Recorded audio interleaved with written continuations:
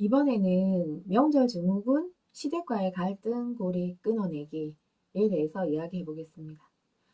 설날이나 추석 등의 명절 전후가 되면 제 브런치나 블로그에 검색어 유입이 완전히 차이가 납니다. 부모 자식 갈등, 부모 자식, 명절, 명절 증후군, 시댁 갈등, 시부모의 강요, 뭐 이러한 검색어 유입이 확 늘어나게 되는 거죠.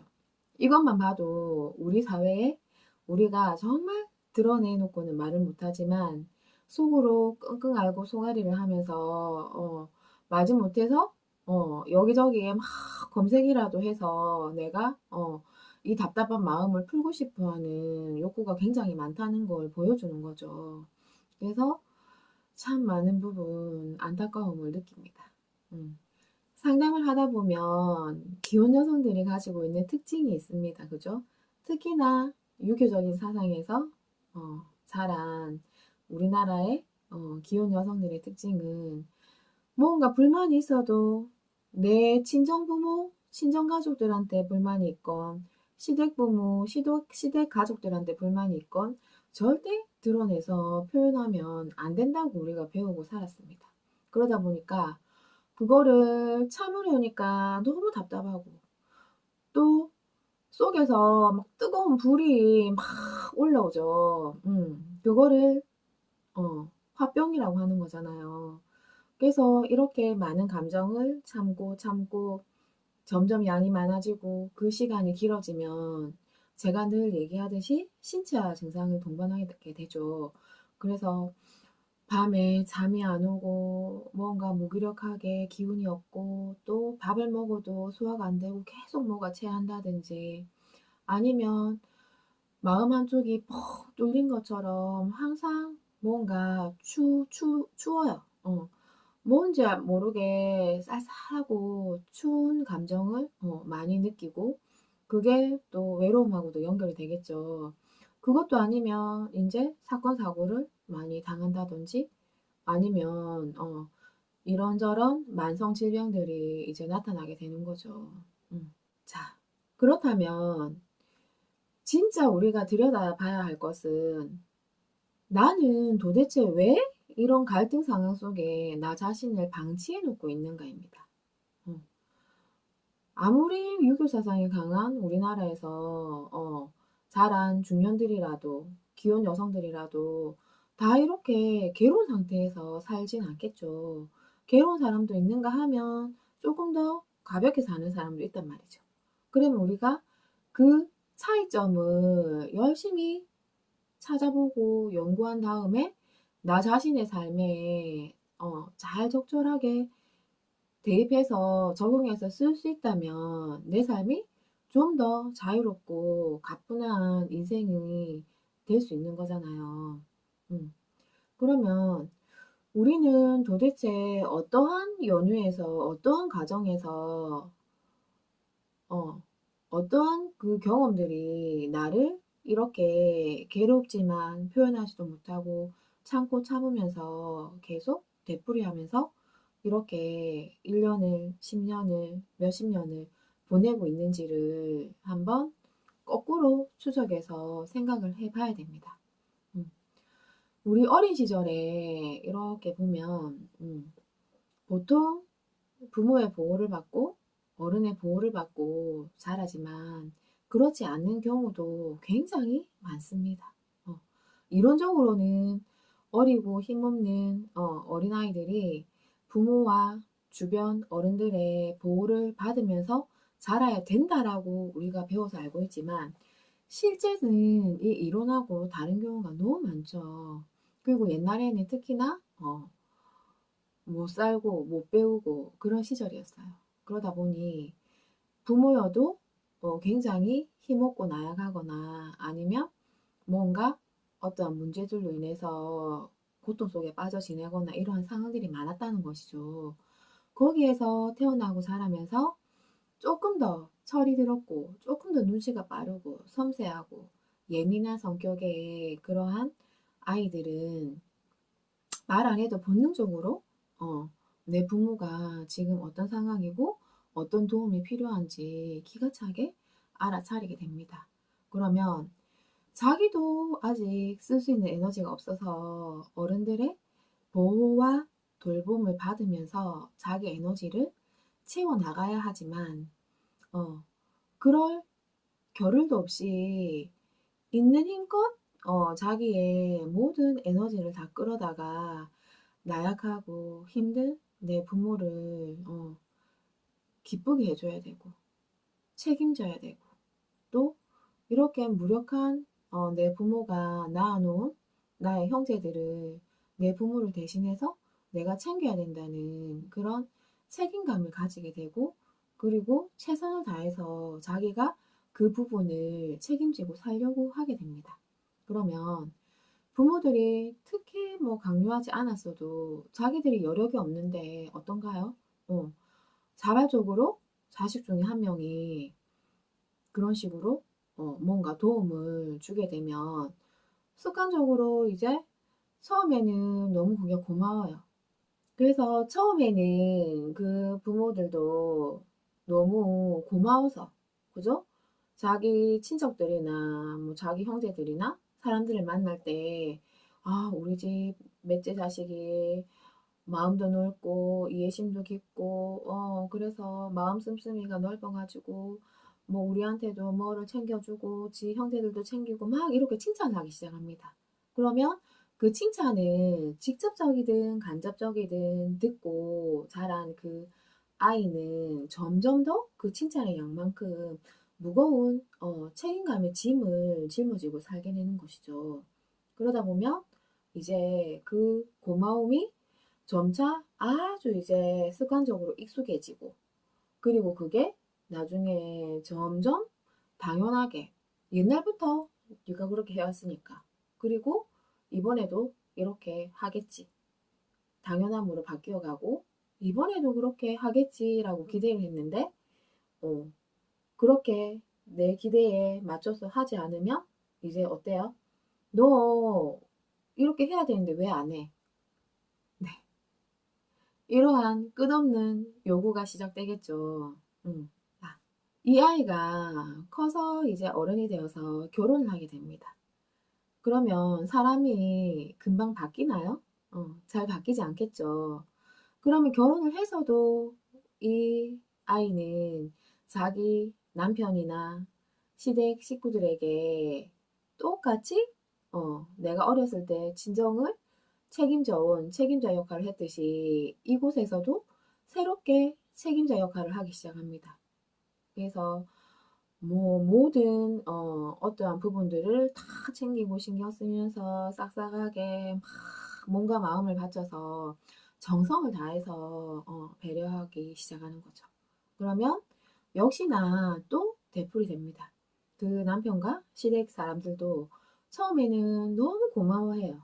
어, 그리고 주변에 며느리 잘 돌았다고 막 또 칭찬과 자랑을 하겠죠. 그러면 직접적이든 간접적이든 그 이야기를 듣게 된 그 아이는 또다시 그게 더 무거운 짐으로, 이제 책임져야 될 짐으로 작용하기 시작하면서 그 반복적인 패턴에 빠지게 되겠죠. 음. 그러다가 처음에는 고마워하다가 예전처럼 아주 습관처럼 익숙해지고, 나중에는 당연함으로 바뀌면서 이때까지 해왔으니까 또 네가 해야지. 음, 당연함으로 바뀌게 되면서 기대를 했는데 그 기대에 어긋나게 되면 이제 그게 네가 당연히 이 정도는 해야 되는데 왜 안 하는 거니? 이렇게 끝없는 요구를 받게 됩니다. 자, 어떠세요? 어, 자기 어린 시절에 그 패턴을 결혼을 해서도 똑같이 재경험하는 거죠. 그런데 만약에 아주 잘 오히려 베풀어주는 그런 남편과 시댁을 만났으면 정말 운 좋게 뭐 이러한 고민을 할 필요가 없겠죠. 그러나 자, 책임자 역할을 하는 사람은 항상 그 반대에 누구를 만나게 돼 있어요. 에너지적으로. 누군가 책임자 역할을 해주기 바라는 의존성을 가지고 있는 사람을 기가 막히게 만나게 되는 거죠. 그게 너무 안타까운 거죠. 그러면 책임자 역할의 그 에너지가 크면 클수록 이 사람 어떤 사람들을 만날 가능성이 많아요? 되게 어, 의존하고 끝도 없이 요구하는 그 양이 어마어마한 사람들을 만나게 될 확률이 크는 거죠. 왜? 에너지의 세기만큼 만나게 되니까. 그러면 점점 더 의존적인 성향이 끝도 없이 펼쳐지는 그런 시댁의 구성원들을 만났다면 이 며느리는 해도 5년, 10년, 20년, 30년을 해도 끝도 없이 이 며느리가 더 하고 더 하고 더 해야 될 그런 요구하는 양들이 끝도 없이 이어지게 되는 거죠. 그렇다면 자 우리 생각해 볼게요. 여기에서 이 시댁 사람들이 가해자고 이 며느리는 피해자일까요? 누가 나쁘고 누가 뭐 착한 사람이라고 우리가 규정할 수 있을까요? 음. 처음에 이 며느리가 그런 책임자 역할을 하지 않았다면 이 시댁 사람들도 기대하지 않았겠죠. 당연하게 생각하지 않았겠죠. 어. 그리고 이 며느리가 그렇게 책임자 역할을 할 마음 자체가 없었다면 만약에 그렇게 의존적이고 끝없이 요구하는 뻔뻔한 그런 시댁 사람들을 만나서 그들이 그렇게 끝없이 요구하고 강요를 하고 휘두르려고 했다고 해도 이 며느리가 거기에 휘둘리면서 그렇게 마음고생을 하고 살았을까요? 그렇지 않았겠죠. 그러면 처음에 어떻게든 조정하고 휘두르려고 애쓰던 그런 시댁 식구들도 이 며느리가 꼼짝도 안 하고 자기 할 일 하고 자기 의견 정확하게 밝히면서 살아가니까 이들도 어쩔 도리가 없는 거예요. 음. 자, 그러면 이 패턴은 끝없이 요구하는 시댁과 그걸 끝없이 받아내면서 스트레스 받으며 고통스러워하는 그 며느리의 이 돌아가는 이 패턴은 누가 만든 거예요? 음, 서로가 만든 거예요. 그죠? 한쪽에 잘못이 없는 거예요. 그러면 우리는 계속 친구들 만나고 무슨 개모임 가고 할 때마다 끝도 없이 남편욕 시댁욕 구구절절 계속 해본들 변화되는 건 없겠죠. 네. 그러면 어떻게 해야 변화가 시작될까요? 내가 먼저 정말 어금니까 깨물고 두 주먹 불끈 쥐고 다짐을 해야 됩니다. 나는 더 이상 이렇게 부당한 요구와 고통스러운 상황 속에 나 자신을 방치해 놓지 않겠다. 이제 더 이상 그렇게 살지 않겠다라고 본인 자신이 그 얽혀있는 연결고리를 마음에서 그 에너지를 탁 끊는 순간 변화는 시작됩니다.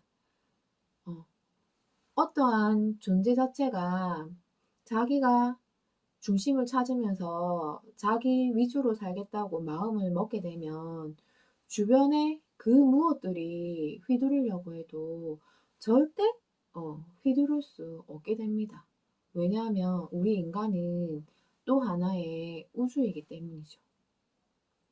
그러면 우리가 막 시댁 스트레스 남편 먹어보면서 계속 휘둘리면서 스트레스 받으면서 말도 못하고 저 사람 왜 저러냐 그런 사람들 나쁜 말 만들면서 그러면서도 또 참으면서 그 일 해내가면서 또 괴로워하고 이렇게 산다는 거는 결국은 누가 내 인생을 그렇게 만들고 있는 거예요?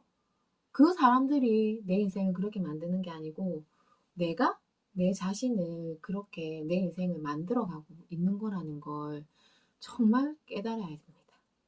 그리고 그 패턴들을 다 잘라내고 우리가 자기 자리에서 중심을 탁 잡고 내 인생을 내가 이제 운용해 갈 수 있도록 나한테 에너지를 집중하면서 내 내면의 힘을 키워야 된다는 것이죠. 음. 물론 뭐 사람이 변했니, 이기적이니, 냉정하니, 네가 뭐 인간 같지도 않고 네가 뭐 할 도리를 못하니, 모든 비난이 쏟아질 거예요. 왜? 쟤 하나 희생해서 우리 몇십 년 동안 편안하게 살았거든요. 어. 그래서 고맙다고 얘기했거든요. 그리고 너는 앞으로 그렇게 더 살아주면 되겠거든요. 근데 갑자기 쟤가 지 할 일을 안 한대. 그러면 우리가 그 일을 다 해야 돼. 그러면 너무 부담되고 귀찮고 책임질 것도 많아지고, 자기들은 그게 싫은 거예요. 그러니까, 자기 그 울타리에 올가미 안에 그 사람을 묶어놓고 마음대로 쓰기 위해서 그렇게 비난을 하면서 빠져나가지 못하게 협박을 하는 거죠. 음. 그러면 우리는 내내 수능하면서 또 뜨거운 화를 참으면서 내가 지옥 같은 고통에 살면서도 또 수그리고 그 반복된 패턴 안으로 들어가야 될까요? 절대 아니겠죠. 이거를 깨닫는 순간 바로 뭐 언제쯤 할지, 어떻게 할지 계획 세우고 미루고 하다 보면 또 금방 6개월 뒤에 추석이 오고 설이 오고 중간중간에 정말 대소사 많아요. 그때마다 검색어 찾으면서, 시댁과의 갈등 찾으면서 그 패턴으로 친구들하고 전화 통화하면서 계속 시댁 욕만 하면서 그렇게 내 인생을 허비하고 살 거냔 말이죠. 음. 정말 이제 문제의 핵심을 회피하지 말고 들여다봐야 됩니다. 그 연결고리는 이 세상에서 나만이 끊을 수 있습니다. 비난해도 내비두세요. 이제 너희들 몫은 너희들이 갖고 가서 너희들이 책임지고 살라고 그들한테 다 던져주세요. 이때까지 짊어지고 온 그 짐은 나의 짐이 아니었습니다. 명확하게 어, 바운더리를 정해야 됩니다. 누가? 내가. 그래서 내가 그 모든 연결고리를 끊고 꿋꿋하게 정말 휘둘리지 않고 내 자리를 확고하게 잡을 수 있을 때 내 인생도 변화하고 그들도 그들이 당연하게 책임져야 될 자신들의 몫을 책임지면서 그들도 사람답게 살아갈 수 있는 거죠. 나도 발전하고 그들도 발전하고.